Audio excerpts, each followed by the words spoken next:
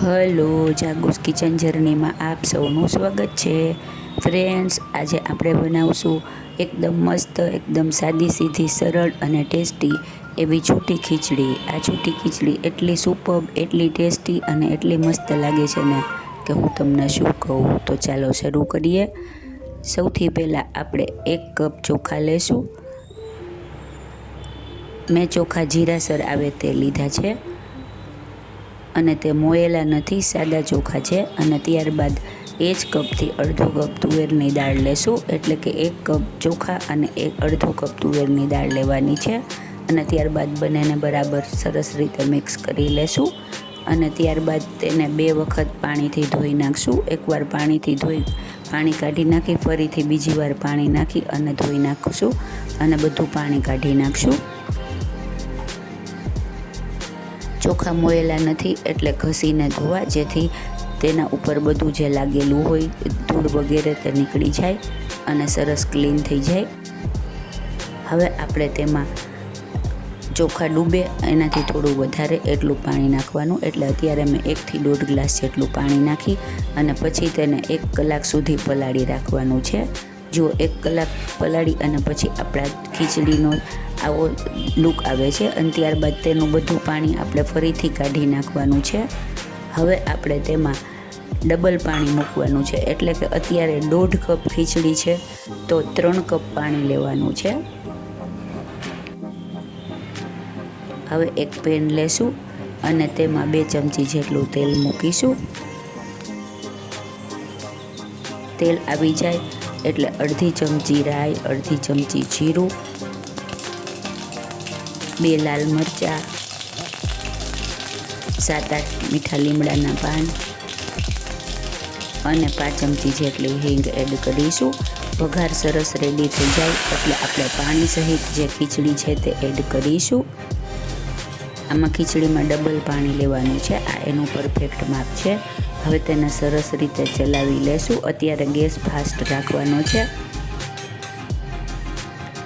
Friends, ઘણી વખત ખીચડી છૂટી નથી બનતી હોતી, તો આ રીતે બનાવશો તો છૂટી જ બનશે. હવે આપણે મસાલા કરીશું. અડધી ચમચી લાલ મરચું પાવડર, અડધી ચમચી હળદર અને અડધી ચમચી ધાણા જીરું પાવડર અને સ્વાદ મુજબ મીઠું લેશું. આમાં આપણે મરચું, ધાણા જીરું અને હળદર બધું સેમ માપે નાખીશું. આનાથી એનો ટેસ્ટ એકદમ સરસ અને કલર એકદમ ઓરેન્જીસ જેવો આવશે. હવે આપણે તેને ઉકળવા દેશું. આ ફાસ્ટ ગેસે કરવાનું છે. ઉકળી જાય ત્યારબાદ ગેસ મીડિયમ રાખી અને ઢાંકણ ઢાંકી અને 5 મિનિટ સુધી ચડવા દેશું. 5 મિનિટ થઈ ગઈ છે. હવે આપણે જોઈ લેશું. જો આપણી ખીચડીનો લુક અત્યારે આવો આવશે. હવે આપણે તેમાં 1 ચમચી જેટલા આદુ મરચાં ઝીણા સમારેલા એડ કરી દેશું અને તેને મિક્સ કરી દેશું. જુઓ, હજી આપણી ખીચડીમાં પાણી છે. હવે આ સ્ટેજે આપણે મિક્સ કરી અને પછી ગેસને સાવ ધીમો કરી નાખવાનો છે અને ઢાંકણ ઢાંકીને ફરીથી 5-7 મિનિટ સુધી ચડવા દેવાનું છે.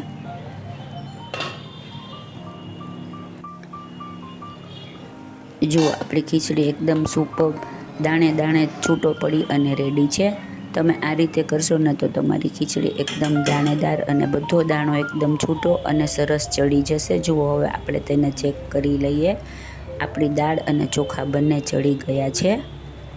હવે આપણે ગેસ ઓફ કરી દેશું.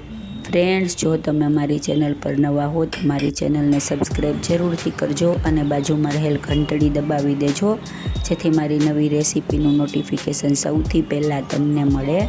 હવે આપણે ખીચડીને એક સર્વિંગ પ્લેટમાં લઈ લેશું.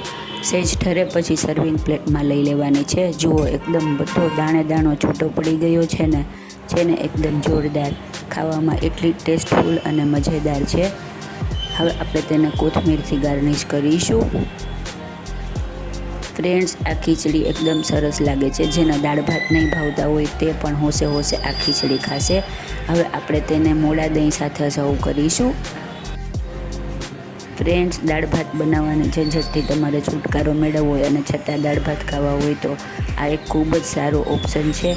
આ રસાવાળા બટેટાના શાક સાથે પણ ખૂબ જ સરસ લાગે છે. તો તમે ચોક્કસથી ટ્રાય કરજો. આપણે ફેસ્ટિવલમાં બધું હેવી ખાઈ અને કંટાળી ગયા હોય તો આ એક ખીચડી ખૂબ જ સારો ઓપ્શન છે.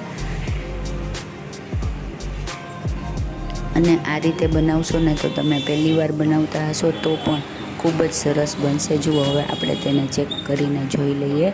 જો એક દાણો અલગ લાગે અને અલગ દેખાય એટલી સરસ આપણી છૂટી ખીચડી રેડી છે. ફ્રેન્ડ્સ, જો તમે મારી રેસીપી પસંદ આવી હોય તો મારી ચેનલને લાઇક, શેર અને સબસ્ક્રાઈબ જરૂરથી કરજો. ધન્યવાદ.